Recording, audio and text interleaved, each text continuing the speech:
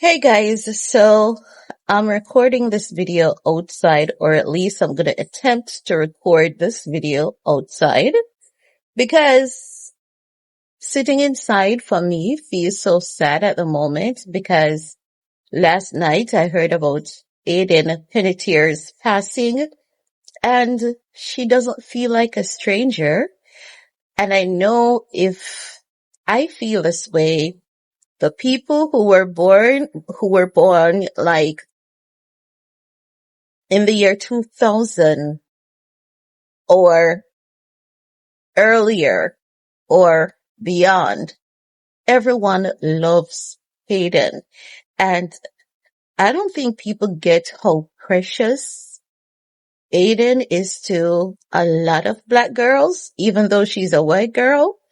There are some white girls that we love them so much and we love them and we adopt them and we see ourselves in them. There's so many of us that sees ourselves in Hayden, and even mothers who had to sit and watch cheerleaders with their kids. It's this moment is going to be a very tough time, very, very tough time. And I have to be fighting to maintain my composure, not to cry, don't cry, don't cry, don't cry, because it hits so close to home. Hayden feels like someone who we all grew up with who has passed. Like, this is a second celebrity death that feels so deeply personal. The first one was Michael Jackson, now Hayden, right? And the thing is that now there's a 911 call that is being released. And in that call, you could hear them talking about cardiac distress, Aiden overdosing and all of that, right? And the truth of the matter is, for me, this is it. I am tired of hearing about celebrity overdosing. I'm tired of hearing about it.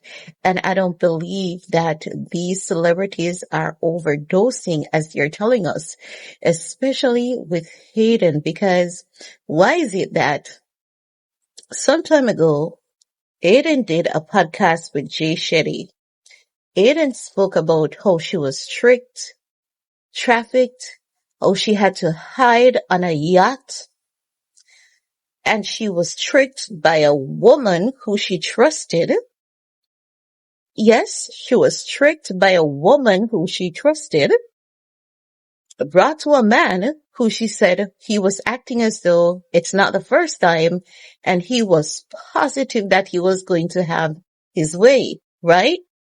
And when you watch that podcast and she spoke about how when she was a young girl and underage girl, when she was a underage girl and she had the partnership with Neutrogena. And when the media would talk about her vagina being so fat and her ass being so fat, you know, Neutrogena never wanted to cut ties with her when she was sexualized, right? As a minor, as a teen, Neutrogena never wanted to cut ties with her. But the moment she started talking about postpartum depression and her depression and all her other struggles, she said that after 10 years of partnership, Neutrogena cut ties with her. And she said that they cut ties with her as though they never even knew her to begin with. And she was like, can you imagine? I've worked with these people for 10 old years and they just cut ties. Nothing, no goodbyes, nothing. It was as though she was never there.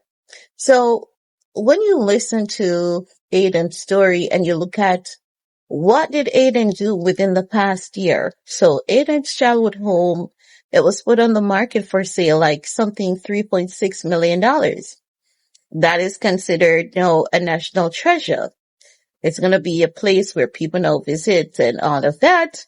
And now that her book, her memoir was released, she was on The View, earlier this year, was that like, wasn't that like 3 or 4 months ago? She was on The View talking about her memoir, and it's the timing. The timing of Aiden's passing makes the argument of her overdosing so questionable. I understand the strong presence and how easy it is to get certain drugs and certain substance. But why is it that it is always a celebrity that is overdosing? Like, you rarely hear poor people or the average citizen coming out to say their loved one has overdosed. And when I say rarely, I'm not saying that it has never happened. I said rarely. It's always a celebrity who, after they've told their story, after they've released a book, there's always like, there are too many red flags in this for me to believe that Aiden just overdosed on her own, like far too many questionable things. And, now TikTok, they're calling for Neutrogena to be cancelled. But at the time, what is questionable is that Aiden has been crying for help for so long, and we all have ignored her. This woman has been crying for help for so long.